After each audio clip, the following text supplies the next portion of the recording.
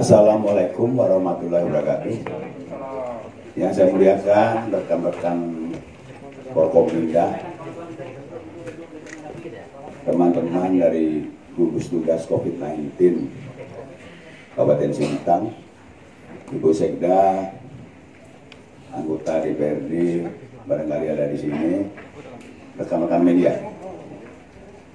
Poin pertama adalah bahwa Sintang telah memasuki babak baru dalam penanggulangan COVID-19 dengan terkonfirmasinya dua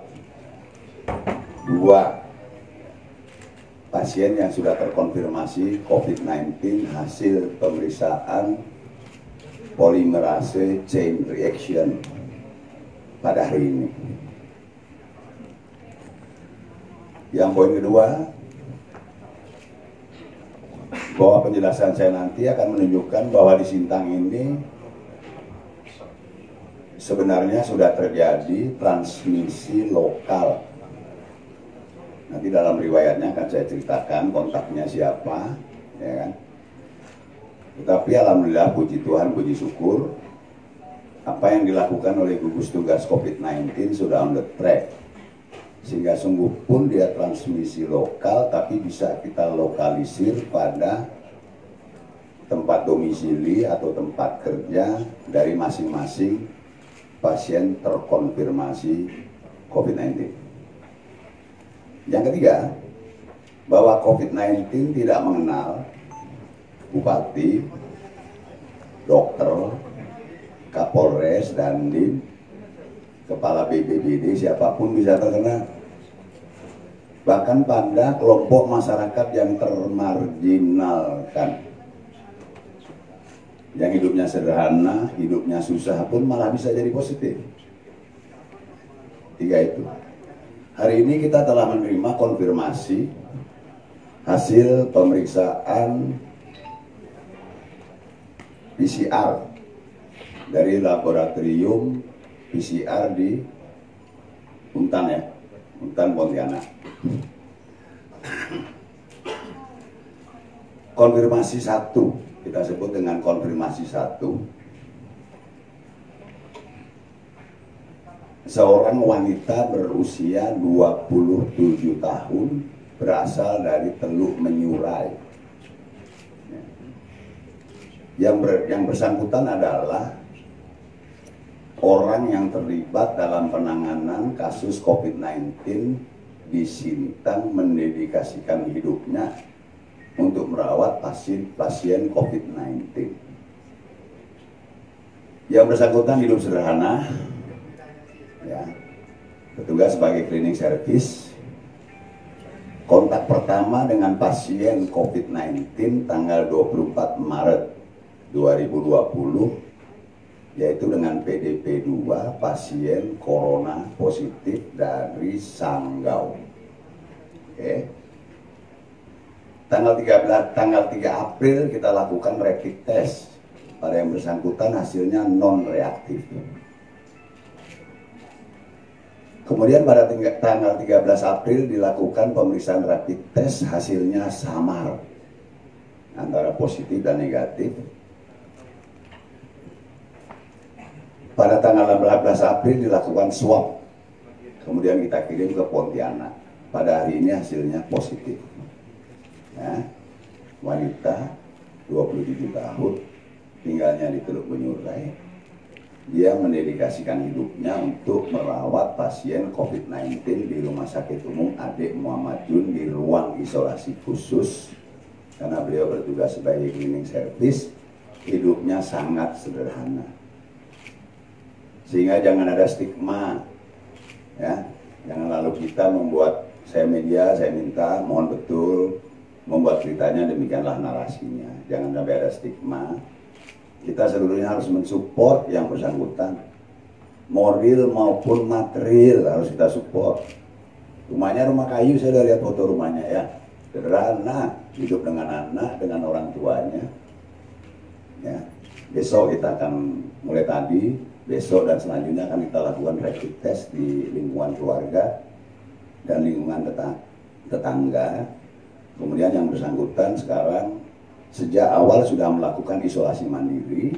Mulai malam ini akan kita letakkan di ruang isolasi mandiri Rumah Sakit Ade Muhammad Jun, tepatnya di rumah sakit rujukan di seberang Rusunawa.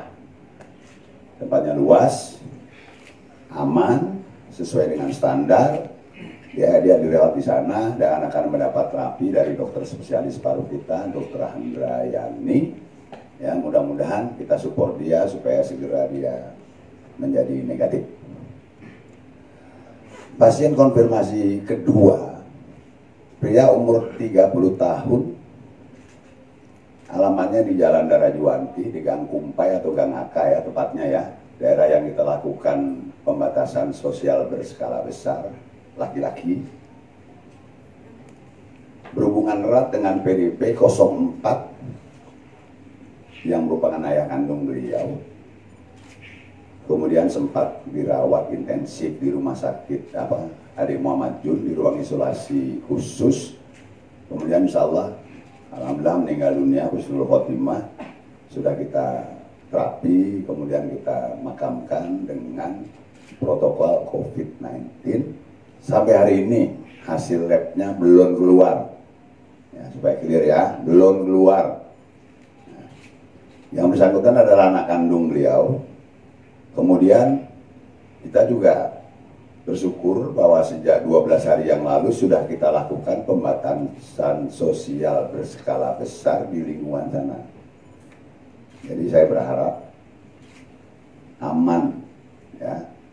Malam ini juga akan kita tempatkan di ruang isolasi mandiri Rumah Sakit Umum Ade Muhammad Jun karena swabnya positif COVID-19 dan kita akan terapi sampai betul-betul sembuh.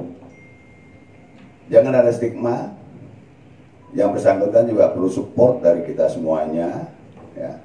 Perlu pemahaman kepada pihak keluarga dan yang bersangkutan. Tempat yang kita siapkan di ruang isolasi mandiri itu agak mewah tempatnya, memadai ya. Jadi memadai dan akan mendapat terapi yang enak di situ. Mudah-mudahan juga cepat sembuh. Kami sudah tahu dari tadi pagi, tapi memang protokolnya adalah pertama yang mengumumkan pasien positif COVID-19 haruslah juru bicara gugus tugas COVID-19 nasional. Setelah itu biasanya ada konfirmasi dari gubernur, baru kemudian kita di kabupaten boleh mengumumkannya. Ya, itu. Kemudian saudara sekalian, sudah lebih dari 4.700 warga masyarakat Sintang berbagai usia yang kembali ke Sintang dari daerah yang sudah ada konfirmasi COVID-19 ataupun orang luar yang masuk ke Sintang yang semuanya volunteer sukarela melaporkan diri ya. Kemudian juga ada yang dilaporkan ya, secara kolektif dibawa kepada kita. Di antaranya itu 3.251 adalah usia sekolah dan usia kuliah. 3.251 sampai data tadi malam. Padanya kita lakukan penyelidikan epidemiologis untuk menyusuri 4 klaster besar penyebab COVID-19 di Indonesia. Klaster adalah kumpulan ya, klaster kumpulan ya, bahkan 5 yang kita susuri. Pertama adalah klaster kegiatan keagamaan di Bogor. Itu pada awal-awalnya sejak tanggal 14 Maret kita lacak, hasilnya juga kita rapid test, kita periksa hasilnya negatif. Yang kedua adalah klaster kegiatan ijtima, ya kan? Ijtima jamaah tabligh sedunia di Kuala Lumpur. Kita cari seluruh Sintang ini. Ya, luar biasa nih kawan-kawan dari Dinas Kesehatan melakukan penyelidikan epidemiologis dibantu oleh gugus tugas dan para camat, polsek, Koramil. Kita dapat 1. Ya. Satu, yang bersangkutan ini tanggal 28 Februari ke Kuala Lumpur, ya. Kembalinya sekitar awal bulan Maret, jadi udah lama sekali lah, udah hampir 2 bulan. Dapat satu pun kita paksa, kita bawa ke Sintang, yang bersangkutan pun sukarela, kita rapid test, hasilnya reaktif. Ya. Satu, yang dari klaster Kuala Lumpur. Klaster Goa juga dapatnya satu. Ya, dapatnya satu. Sukarela juga akhirnya datang ke posko kesehatan, kita lakukan rapid test, hasilnya negatif. Ya, kita beri tempo waktu seminggu, akan kita periksa lagi rapid test ulang lagi dari Goa. Lalu dari satu pondok pesantren di Jawa Timur, yang secara luas sudah diberitakan ada kasus positif COVID-19, kita dapat berapa? 42. Semuanya kita bawa ke posko kesehatan, kita periksa, kita rapid test, hasilnya yang reaktif itu 3 orang. Oke, 3 orang. Jadi mereka-mereka ini semuanya sudah ada di Sintang, anak-anak Sintang, ya, yang sudah kembali bersama dengan 4.700 lebih tadi yang kembali ke Sintang. Berapa bulan yang lalu, berapa minggu yang lalu sebelum bulan puasa, karena sekolah-sekolah mereka ditutup. Jadi dapat rapid test 3 yang dari satu pondok pesantren di Jawa Timur, 1 yang dari Kuala Lumpur, 4-4-nya kita letakkan di ruang isolasi mandiri punya kita di Diklat, di Gedung Serbaguna, tempatnya pun enak, aman, sambil menunggu hasil swab kerongkongannya. Kalau nanti positif kita pindahkan ke ruang isolasi mandiri Rumah Sakit Adik Muhammad Jum. Kita obati sampai nanti dia swab kerongkongannya 2 kali negatif lah ya, baru kita balikan.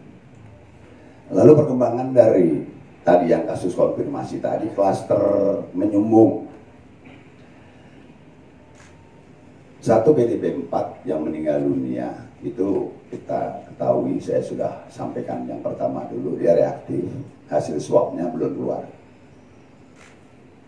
Yang kedua, yang tadi konfirmasi kedua tadi, karena sudah positif swabnya. Lalu hari ini kita temukan 1 lagi yang reaktif. Karena apa? Karena merawat tadi.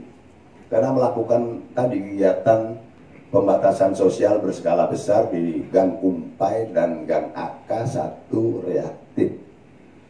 Tokoh masyarakat lagi itu. Tokoh pemerintahan lah di situ. Ya. Jangan ada stigma. Ya, dia kena kan karena dia merawat. Ya, kita support semuanya secara moral, kita support supaya sembuh, ya kan? Alhamdulillah, puji Tuhan, puji syukur, kita masyarakat di Menyumbung Tengah, khususnya di Gang Kumpai, Gang AK, didukung oleh perangkat kelurahannya, perangkat tokoh-tokoh masyarakatnya, bersedia kita PSBB. Ini tinggal 2 hari lagi nanti kita tutup PSBB-nya. Tapi besok kita akan secara masif melakukan rapid test pada kurang lebih 30-an lagi orang. Di sana hari ini ketemu 1 sudah positif. Lalu pada akhirnya ya memang ya yang berisiko tinggi adalah para petugas kesehatan. Tadi kan konfirmasi 1, dia terlibat langsung dalam perawatan pasien. Sungguh pun yang bersangkutan adalah cleaning service kan. Nah, hari ini kita lakukan rapid test lagi pada petugas kesehatan. 6 orang petugas kesehatan kita reaktif. 6 orang. 1 orang anggota keluarga dari petugas kesehatan reaktif. Nah, jadi 7 nih hari ini. Ya, yang petugas kesehatan itu 6. Ya. Jadi mohonlah kita semuanya ini mensupport. Mereka lah pahlawan kemanusiaan, mereka yang ngurus kita semuanya. Kalau situasi begini kan, mereka tidak butuh apa-apa, mereka butuh support kita saja. Nah, kemudian kita minta kepada masyarakat umum lah. Sintang termasuk yang longgar. Kita beri kesempatan mereka berusaha secara ekonomis, ya kan, makan warung kopi saya suruh buka sampai jam 10 pun masih boleh, tapi dengan catatan kalau ada 1 PDP saya lockdown, ya, yang tidak, apalagi yang tidak disiplin melakukan isolasi mandiri ya lockdown. Nah, tolonglah masyarakat ini membantu. Ini petugas kesehatan dan tim gugus tugas, perangkat kelurahan, ini hidup mati ini membantu nih supaya menjaga corona nih, bah, sampai akhirnya ada yang reaktif tadi kan 6 petugas kesehatan, 1 keluarganya petugas kesehatan, 1 lagi perangkat kelurahan yang positifnya yang menyumbung, ya kan? Nah, masyarakat yang lain tuh bantu, ya, karena sudah adanya transmisi lokal. Ini kan konfirmasi 2, dia pasti kontak erat dengan PDP 4 yang hasil swabnya belum keluar, ya, yang meninggal dunia, ya. Nah itu kan transmisi lokal antar orang kita. Lalu kemudian yang konfirmasi 1 tadi kan dia dapat COVID-19 karena dia merawat pasien konfirmasi corona dari Sanggau, ya. Merawatnya dia kena, berarti kan sudah antar orang kan. Nah ini yang namanya disebut transmisi lokal. Untungnya di Sintang ini transmisi lokal ini masing-masing bisa kita lokalisir. Yang 1 di Gang Kumpai dan Aka di Menyumbung Tengah, ya kan, yang 1 lagi di lingkungan rumah sakit yang sudah paham betul protokol soal COVID-19, ya. Masyarakat yang di luar bantulah, bantunya sederhana, disiplin untuk jaga jarak, menggunakan masker apapun maskernya kalau keluar rumah, ya. Biasakan cuci tangan 20 detik pakai sabun, jangan pakai hand sanitizer mahal, pakai sabun batang, sunlight, sabun apapun boleh, ya. Itulah kira-kira. Tolong kita himbau masyarakat kita, kalau membantu kami itu aja bantunya, sehingga titik kritis, ya, ketika 1 kita menyelenggarakan ibadah bulan suci Ramadan yang penuh ibadah, kita harus berkumpul dikurangi atau jaga jarak. Yang kedua nanti kegiatan mudik, perpindahan orang nih masih banyak, ya kan. Kalau pos-pos di perbatasan kita kan masih sering orang dari luar masuk kan, kita identifikasi masih banyak, ya kan. Itu tetap kita jaga semuanya. Nah kemudian lagi desa sudah kita bikin edarannya, dana desa boleh dipakai 30% untuk COVID-19, salah satunya membuat posko di desa-desa untuk mengawasi desanya masing-masing, kemudian turun ke dusunnya masing-masing, lalu kalau di kelurahan turun ke RT-nya masing-masing, jadilah RT siaga corona. Pada akhirnya titik terakhirnya paling penting adalah keluarga mandiri siaga corona. Pada akhirnya itulah yang utama, keluarga, ya. Jadi saya rasa itu masyarakat harus tetap tenang. Orang dengan corona itu 86% itu tanpa gejala dan susah diidentifikasi, kecuali kita tadi menggunakan rapid test dan sebagainya. Oke. Sehingga ya, 11%-nya malah bergejala ringan, tidak perlu dirawat rumah sakit. Sisanya baru perlu perawatan di rumah sakit. Tapi untuk menjaga semuanya ini yang positif corona kita taruh di ruang isolasi mandiri rumah sakit. Yang ada keluhan kita masukkan ruang isolasi khusus di rumah sakit yang memerlukan oksigen, memerlukan ventilator dan sebagainya. Pemerintah siap, kita sedang melakukan proses rasionalisasi anggaran. Seluruh pihak saya minta membantu proses rasionalisasi anggaran, ya, supaya petugas-petugas medis kita, teman-teman dari gugus tugas COVID-19, bahkan perangkat kelurahan, perangkat desa kalau perlu punya APD, alat proteksi pelindung diri yang memadai lah. Kira-kira seperti itu. Ini kan mau diantara kita nih, yang kena nih Pak, 6 orang kesehatan, 1 keluarganya orang kesehatan, 1 perangkat lurah, kan? Bayangkan tuh kan. Supaya kita ada dana kita segera bisa dipakai. Lalu untuk 1 pos itu bisa efektif.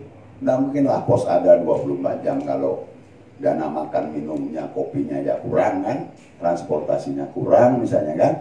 Kita kan pos kita banyak di berbagai titik masuk Kabupaten Sintang, lalu di pos mandiri kita di ruang isolasi mandiri kita yang di Gedung Serbaguna, lalu tambah lagi 1 pos yang di ruang isolasi mandiri di rumah sakit, ya. dan di berbagai tempat lagi.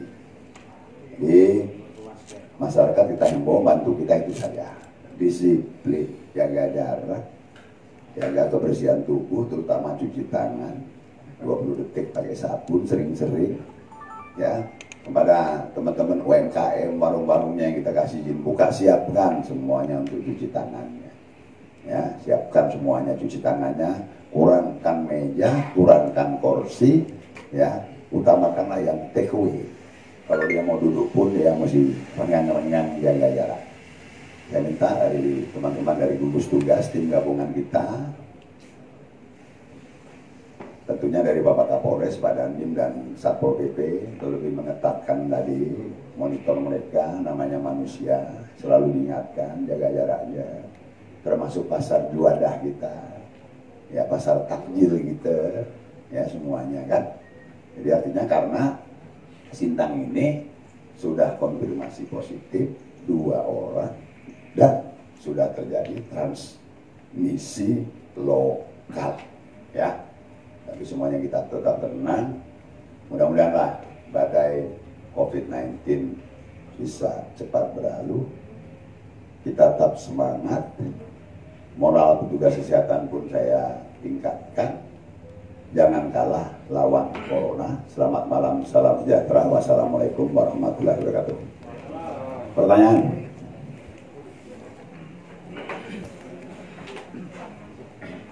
Ada pertanyaan silakan, kalau sudah jelas sudah clear, tetapi yang penting tolong media bisa memberikan pemberitaan itu yang menyejukkan, ya. Jangan lalu masyarakat jadi panik, ya. Ada transmisi lokal tapi sudah berhasil kita lokalisir, ya, di 2 tempat yang ada PSBB, kemudian lagi di tempat. Silakan, sebutkan dari mana. Selamat malam Pak. 3 penanya, ya. Selamat malam, dengan Andi, kalimantannews.com. Dengan ditetapkan ada kasusnya di Sintang ada 2, ada nggak kebijakan khusus untuk warung kopi yang buka sampai malam? Terima kasih Pak.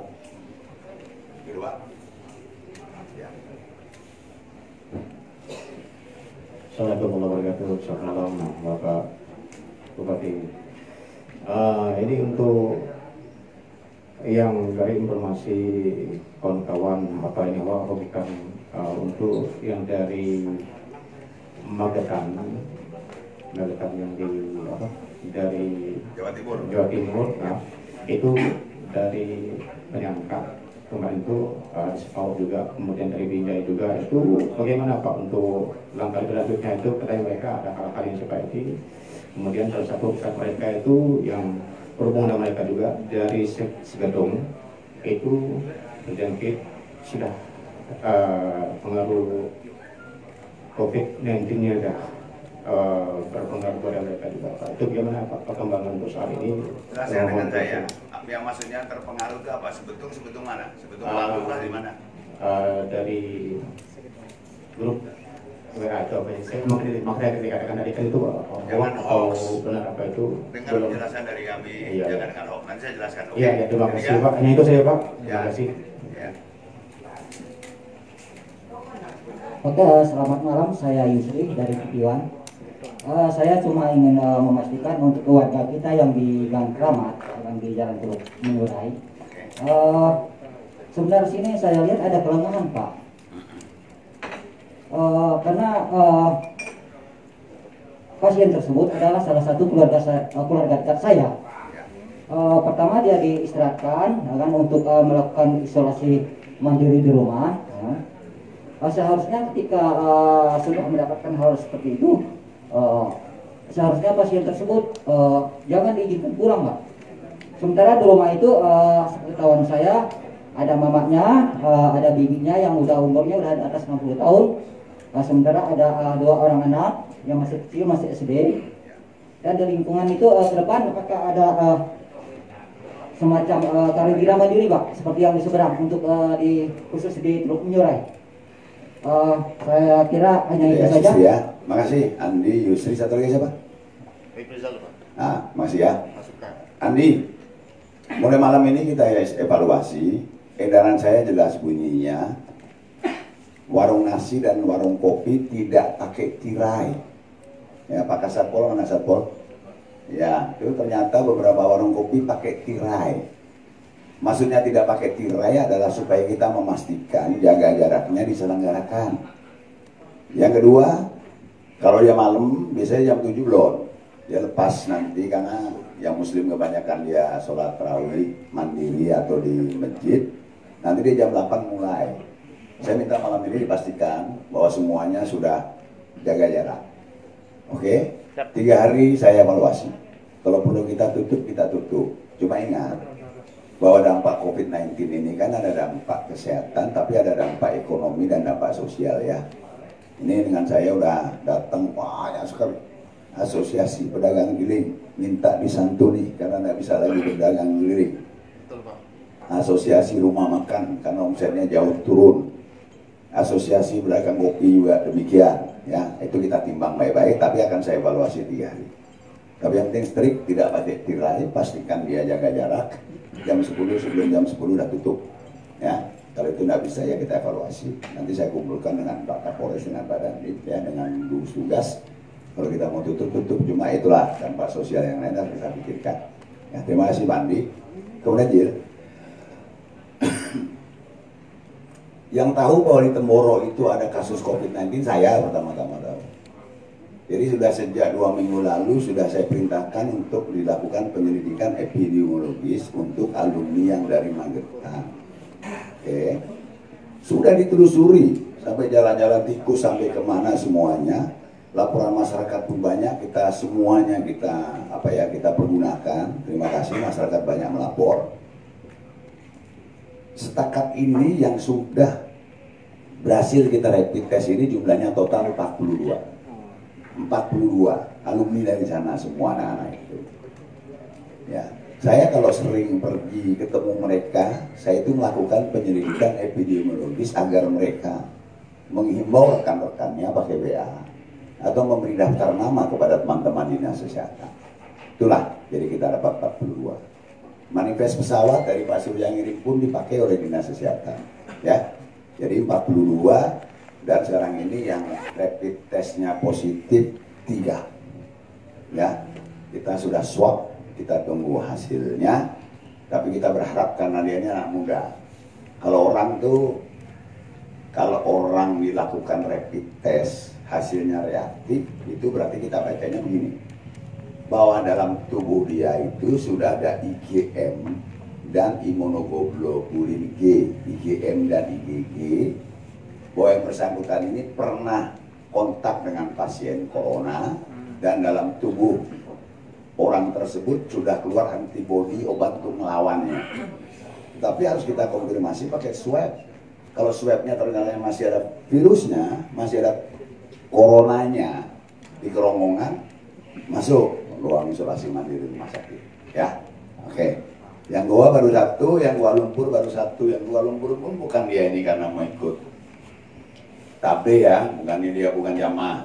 Beliau itu bukan jamaah tabligh yang aktif, nah. Karena beliau ini dalam jaringan bisnis beliau ini dengan teman-teman dari Skadau, lalu teman-teman Skadaunya itu ya pergi ke Kuala Lumpur.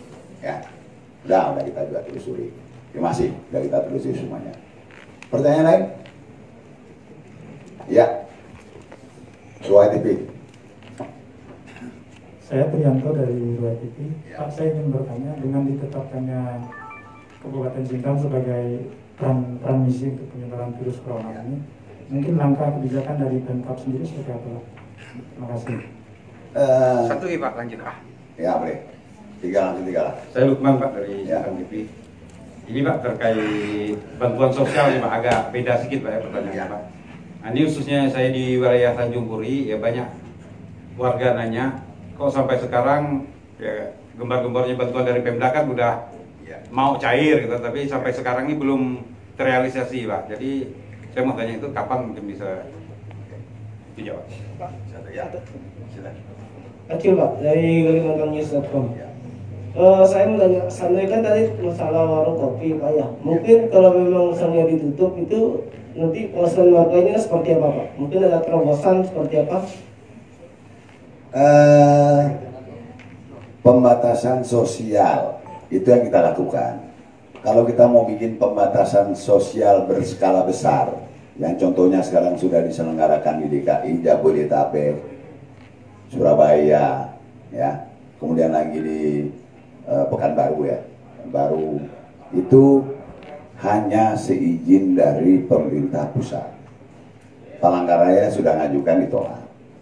Pontianak itu 28 kasus ditambah hari ini 4, sudah 32 kasus dan sudah terjadi transmisi lokal sejak bulan lalu. Belum juga melakukan PSBB, pembatasan sosial berskala besar. Untuk kondisi seperti Sintang, karena yang 2 kasus ini pun mampu kita lokalisir, ya kan? Coba bayangkan kalau Gang Kumpai dengan AK tidak kita lakukan PSBB kemarin, seperti apa kejadiannya kan? Nah ini sudah kita lokalisir. Satu lagi tadi yang ditanya oleh Yusri, benar bagus itu. Kita evaluasi besok, kita lakukan penyelidikan epidemiologis pada pihak keluarga dan sebagainya. Kalau kita diperlukan PSBB di gang situ pun lakukan. Ya, itu langkah-langkah kita. Jadi kalau saya mau PSBB berskala besar harus minta izin ke pemerintah pusat. Ya, nah sebenarnya nanti kalau udah PSBB tadi tentu sudah, warung kopi hanya boleh take away, nggak boleh duduk. Itu contohnya lah ya. Nah ini sedang kita ukur. Tapi sebelum kita melangkah ke sana, saya mesti koordinasi dengan Pak Gubernur dan ajukan ke pemerintah pusat. 3 hari saya sudah minta evaluasi. Kalau bisa ditertibkan udahlah, ya. Mudah-mudahan demikian. Oke, tadi mana pertanyaan? Bantuan sosial. 1, kita mengalokasi anggaran cukup besar untuk bantuan sosial pada masyarakat yang terdampak COVID-19. Yang pertama adalah 35.000 KK. Dari 82.000 KK di Sintang ini mendapat bansos dari provinsi besarannya 20 kilo per orang. Namun name dan addressnya, nama dan alamatnya itu berdasarkan SK dari pemerintah pusat, kan? Dan tidak akan pernah ada kerumunan, yang berhak itu diantar masing-masing nih. Yang kedua, saya pahami bahwa banyak sekali masyarakat terdampak COVID-19 yang belum dapat bantuan sosial. Saya minta kepada lurah melalui RT-nya mendata, nanti melalui Bu Camat mengajukan ke dinas sosial, ya kan? Lebih bagus tembusannya 1 ke saya. Di dinas sosial sudah kita siapkan beras 100 ton, ya. Itu yang kita berikan pada tadi, yang pantas kok nggak dapat nih, ya kan? Yang nggak pantas malah dapat, kan biasanya gitu di desa nih, ribut di seluruh Indonesia lah ini ribut kan. Pokoknya data saja, laporkan. Kalau saya mampu bantunya 20 kilo, saya kasih 20 kilo. Kalau saya hitung-hitung jumlahnya terlalu banyak, mampunya cuma 10 kilo, saya bantu. Yang ketiga, banyak masyarakat sipil yang mengelola bantuan sembako, ya. Itu dari orang muda Katolik, dari teman-teman di Protestan, dari Ikatan Cendekiawan Muslim, dari Persatuan Orang Melayu, ya kan. Nah itu saya minta diatur supaya tidak tumpang tindih. Yang udah dapat 20 kilo tadi, ya kan, sesuainya jangan dapat lu, ya kan. Nah yang bantuan dari Pemda ajukan, kita kasih. Yang belum dapat itulah kasih. Yang keempat, kita lakukan operasi pasar. Masing-masing kelurahan kemarin dikasih 400 paket. Berapa kelurahan Bu ini?